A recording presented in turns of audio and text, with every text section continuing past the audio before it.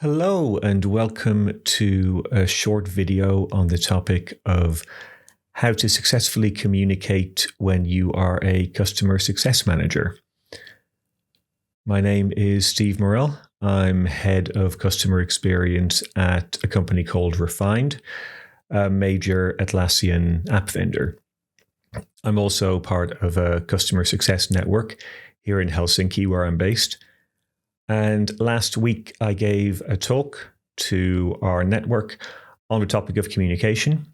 And this is a quick attempt to refactor that presentation into a short video that I can share a bit more broadly. This is quick. This is done in my home office, so apologies for the audio. And yeah, hopefully it'll come through nice and easily while it's still fresh in my mind. First up, about me. I've been working in customer support for around 20 years, customer success for around 10 years, and communication is a particular passion of mine. I used to be a technical author in an early career. My first choice of a master's was actually to convert from engineering into journalism, but I was convinced to study AI instead, which seems quite cool now, but was probably 20 years too early. In my spare time, I write fiction, and I also have a hobby literary podcast with a friend from my creative writing group. I'll drop a couple of links in somewhere around this video, so if you're at all interested in hearing me rambling on about James Joyce for an extended period of time, then you'll have that option as well. Overall, I'm going to jump back and forth between a couple of different topics here. Obviously, I've got customer success, customer support, tech authoring, fiction, which are all on very much the same spectrum of communication. And some of my pet theories are where they unify and where they interact. So expect a bit of random asides as we go through this presentation. First up, an example of good communication, a stop sign. This is very clear. Whoever has put this here wants the observer, the consumer, to stop for some fairly implied reason, that it's in their best interest, it's dangerous, something like that. The format is appropriate. It's a great big red stop sign. So if someone is driving along at speed, they're likely to see it and interpret it fairly easily. And the desired outcome of this, which is someone is going to stop, is relatively likely. On the other hand, bad communication. There is a next step buried in this wall of text, but it is really very much buried in there. It's a suggestion, not an action. It's all very polite and courteous. And the format isn't the best for the necessary environment. If someone is driving along and they see this sign, they're more likely to crash because they're trying to read it than they are to stop because it's dangerous. So overall, this is a communication where the likely outcome of someone should stop pretty quickly is not likely to happen off the back of how this has been communicated. So back to basics. Why do we communicate? If I go back to my technical author training from many, many years ago, there was a very academic answer that we had in that, which is to change a belief or a behavior. And you could argue about this quite a bit. You could say that what if I'm just giving someone information so they have it just in case? Then it could be argued that you are trying to influence a future behavior. This could be debated, and in the run-up to giving a presentation on the topic, it was debated quite a bit between me and some of my colleagues when I ran this past them. But for the sake of this presentation, let's run with the idea that, especially in business, we communicate to change a belief or a behavior of the recipient. The challenge with this is that people don't like changing their minds, and they don't like doing things, ultimately. What this means is that people are always going to find a way out of what you are trying to get them to do. They will find a reason to not change their mind. They will find a reason to not do what you are explaining to them to do. In the previous example, you might have read the second stop sign and thought, well, that's ridiculous. Why would someone put in so much extra waffle in a communication? But actually, I see it all the time in communications, especially when people are trying to be polite and trying to diffuse a situation. The instinct is often to over-communicate, to be overly polite and try not to be too blunt with people. However, that is undermining the core message, which is, I want someone to do a thing. How many emails have you seen where someone provides 5 different options of what should be done next? Usually, what happens then is whatever option they choose is the easiest one, and they ignore the other 4 out of 5, or they certainly choose the one that you don't want them to do. Ultimately, everything in a communication should be focused on what you are trying to achieve from that communication, be it they take an action, or they change an opinion on something, or they change an opinion on you. If you have anything in your communication which distracts from that, people will find a reason to ignore it, especially if they don't want to do what you are asking them to do, what you're hoping they're going to do. So this is where we take a little bit of a tangent. On the left-hand side is a picture of Stephen King, world-renowned, world-famous author, and also one of the most revered writing coaches you're going to find in the world. If you haven't read it, pick up Stephen King's memoir, combination memoir and writing guide called On Writing. If you go to a forum or a Reddit or anything like that, and you put up a question of what book should I read to understand how to write, the first one will be On Writing by Stephen King.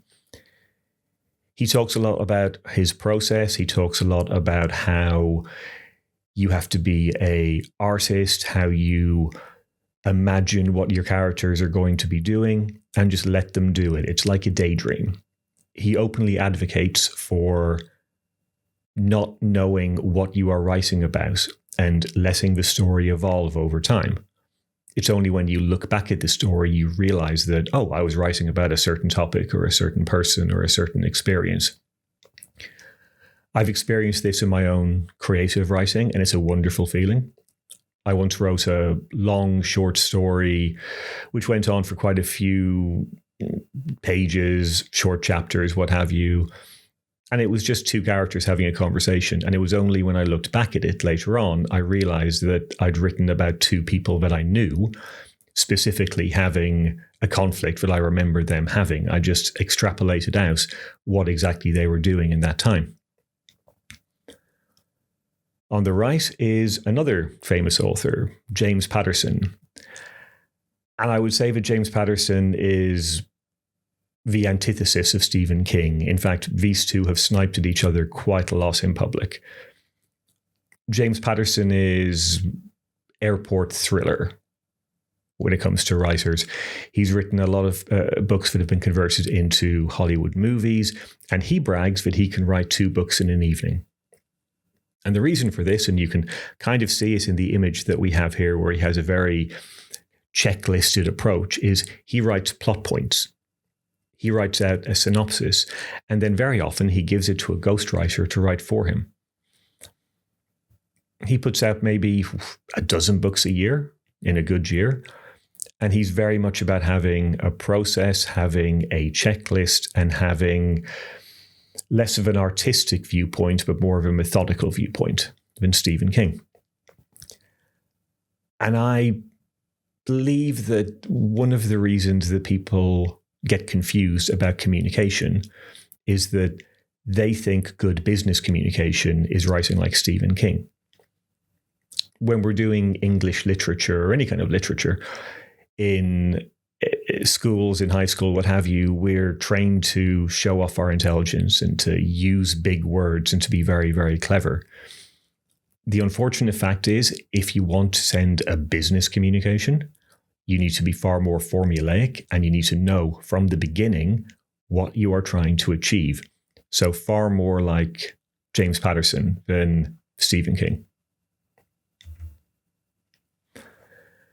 Which brings me to my first piece of advice, which is frameworks. One of our engineering managers in my company, Refined, once teased me about the fact that, Steve, do you have an acronym for everything? And I usually do. I have many, many acronyms which I break out at a moment's notice. And one that we use within Refined, that we've actually been trained to use, is AID. Action, impact, desired behavior.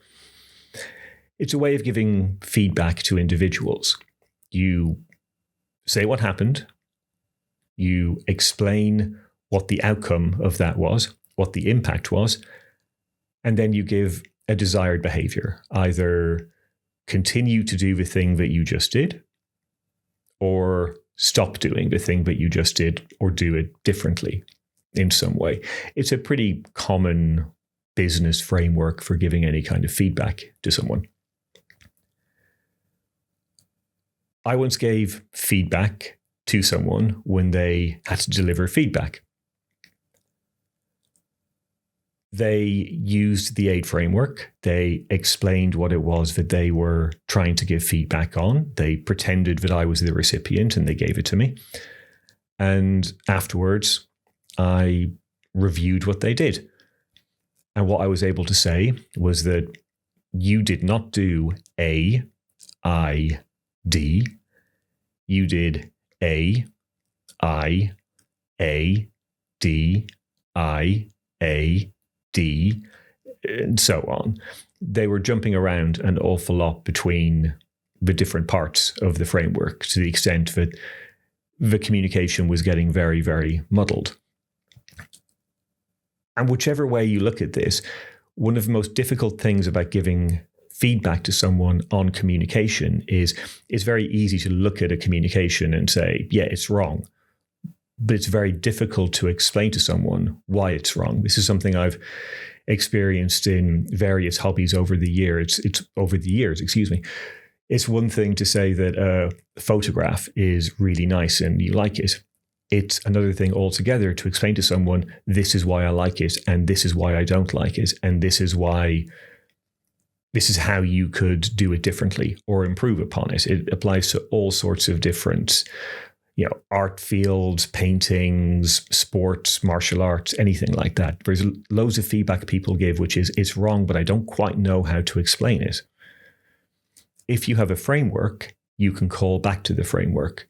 You can say, this is the part that you missed, or this is where you didn't put enough emphasis into a certain part of the communication, or this is where you jumped around an awful lot.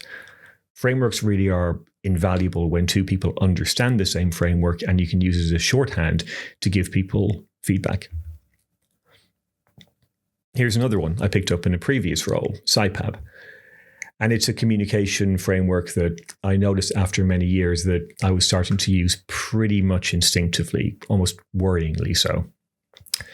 And SIPAB is primarily used for big, dramatic business communications, presentations to the board, things like that.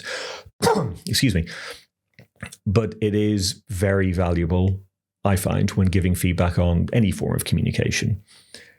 SIPAB stands for situation, complication, implication, proposal, action, benefit.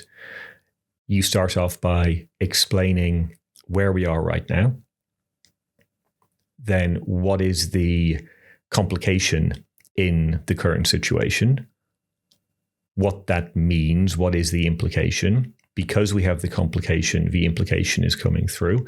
Because this customer is not receiving a certain feature in your product, they are going to stop using the product and stop paying you money. That is a pretty straight complication implication. You then move on to the proposal, which is what I think we should do. the action, which is specifically what I think we need to be doing when we leave this room today. And finally, the benefit of why is it that we are doing this. So in the case of a customer who is going to leave because we are not delivering a certain feature to them, the proposal might be, can we review in more detail if we can implement this in the short term so we can bring it back to the customer? The action might be, let's talk to our broader customer base. Let's do some market analysis of whether this one feature is something that more customers would benefit from, and therefore we would be justified in doing it. The benefit being we make more money, ultimately. I don't use this in all situations, and usually when I do it, in most communications, I won't go full SciPab. I'll be merging various areas together. The proposal and the action, for example, often blend very well together, and sometimes the benefit doesn't need to be spelled out in the particular meeting or the particular communication that you're doing, but the rules still stand. But over the years, I've seen a lot of people miscommunicate, and I can identify the problem by looking at it through the lens of SciPab. What's the first one? The order is messed up. I used the example with AID previously, where someone went AI, AD, I, so on, so on. And often what I see is people are not building up the narrative overall as they are communicating. They're jumping into a proposal, or they're jumping into a complication, or they're jumping into a benefit, and they're not building up the whole narrative around things. That's not to say they can't do things in that way. There's other frameworks like bottom line up front, where the benefit or the proposal or the action would be right at the very beginning to try and grab the attention of someone. This is less about the benefits of SciPab or AID or anything like that. It's more about giving people the understanding of how to explain what's gone wrong in the communication. Another very, very common problem is the implication is missed. People tend to believe that everybody has the same context that they have. People tend to believe that if they just lay out the problem, that everyone will naturally draw the same conclusions that they have. This is really common when you're talking to senior people who've been in a company for a very, very long time. You don't want to talk down to the CEO who has been there for a decade longer than you have, because you don't want to be seen as being dismissive of them. And I had this feedback once in a previous role where somebody said to me, don't spell it out for the CEO because they won't like being spoken down to. Looking back at it, it was a mistake. And I can see that when I gave the feedback that I gave, they hadn't drawn the same conclusions and nothing was done because of it. And then the final really common thing that can go wrong with this is the action isn't clear.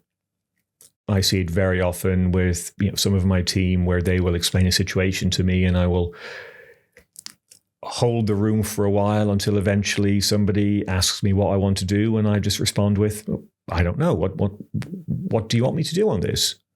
You've given me a problem, but do you want me to solve it? Do you want me to give you a piece of advice? What is it exactly?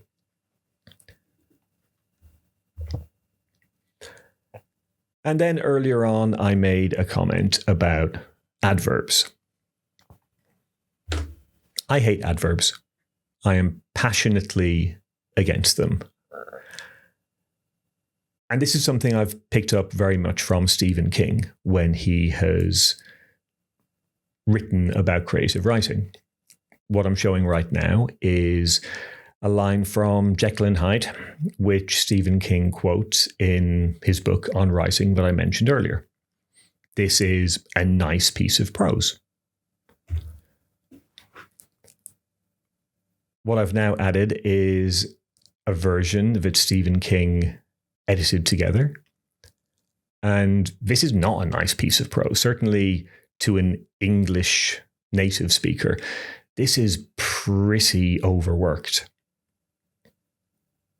And if you read fiction and you have lots and lots of adverbs, these menacingly, abjectly, any of these ly words, it becomes very, very draining after a very, very, very short amount of time when you're reading it. The usual rule of thumb in fiction writing is if you need an adverb, then the rest of a story has not been written well enough. You shouldn't need to expand upon what you've written, what someone has said or done, by using an adverb. And how does this apply to business? I was at a customer success conference some months ago, and somebody asked, what is the most important skill going into the new year, into 2026 as it is now? And I said, people need to be able to write properly. The table was quite surprised about that because in an age of AI, certainly people don't need to write that well. They can use AI. And that's exactly where I think there's a problem. A couple of weeks ago, I wrote a LinkedIn post shown on screen at the moment. It's very much me thinking in ink and trying to gather my thoughts before I gave the presentation that I'm going through now. And I ranted a bit about my hatred of adverbs. And then I thought, wait a second, what would AI do with this?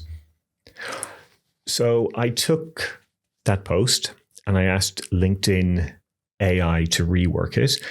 And on screen now is one line from my original draft. It's not the best line. It's fairly quick, but it's perfectly solid, perfectly good.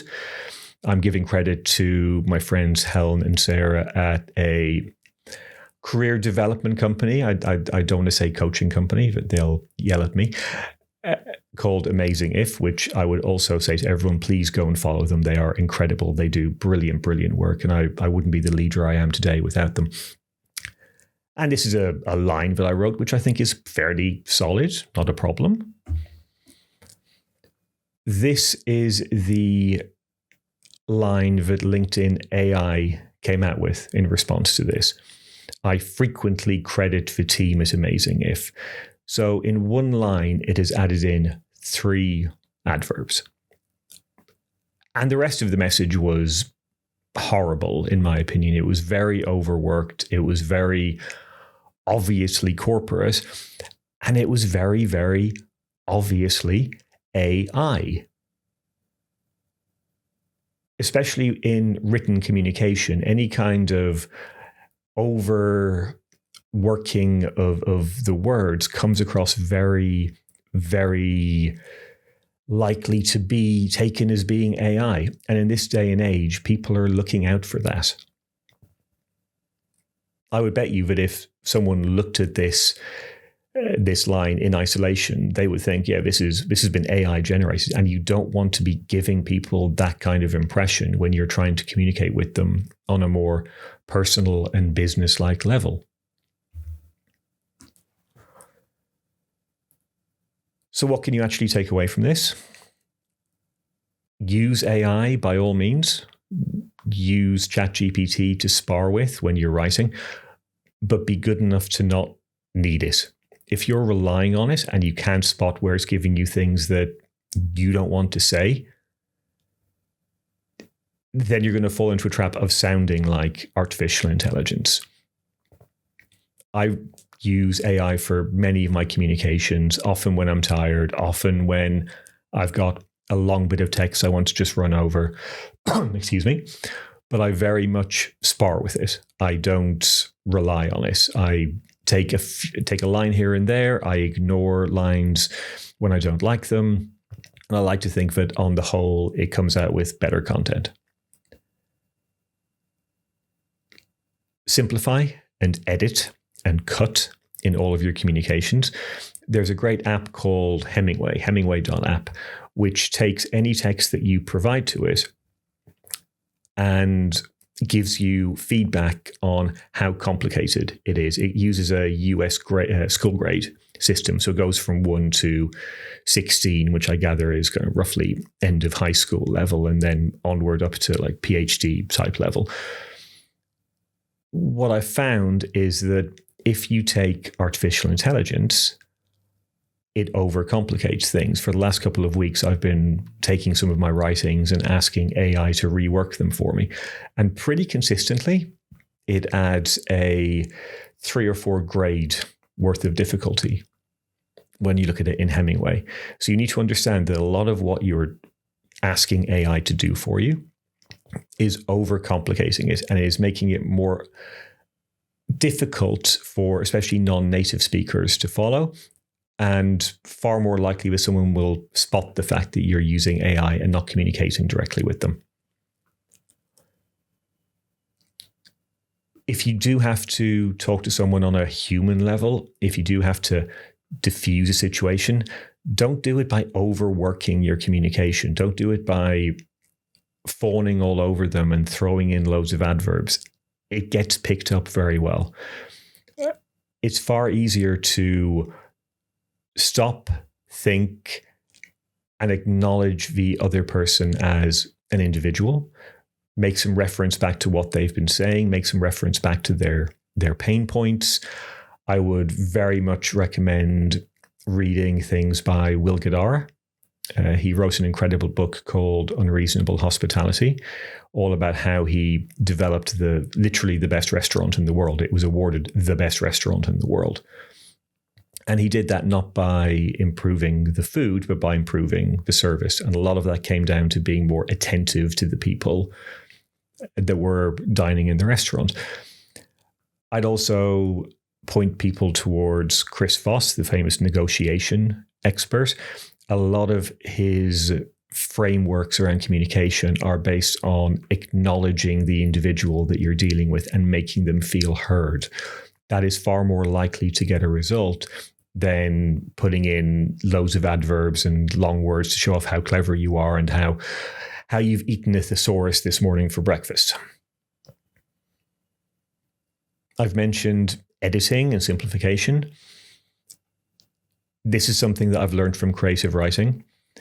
Anything which is not adding material to the meaning of what you're saying, get rid of it. Cut it back. Cut out the adverbs. Simplify the language.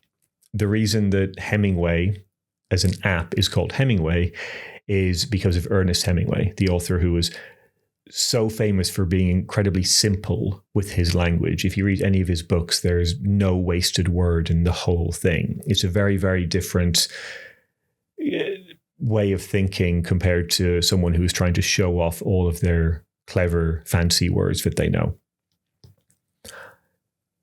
And finally, something which wasn't in the original presentation, but I am adding in after a question that somebody asked me afterwards.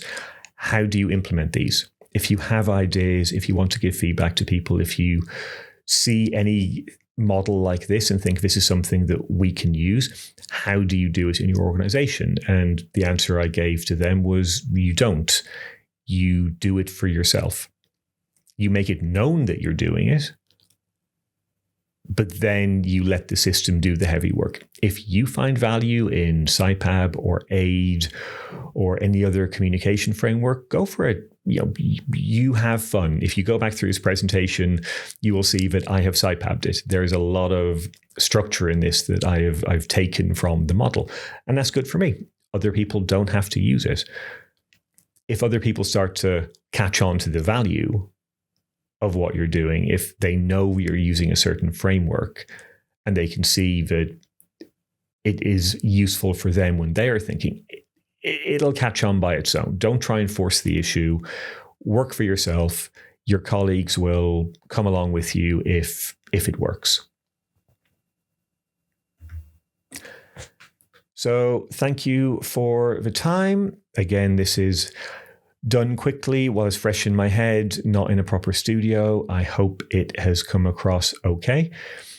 The QR code on the screen now is my LinkedIn profile, so feel free to connect with me there. Wherever I share this, I will add a few more links to the Customer Success Network and the LinkedIn profile and maybe my podcast and everything else. And hopefully something in this will be of use to you. Any questions, please do contact me. All the best. Bye.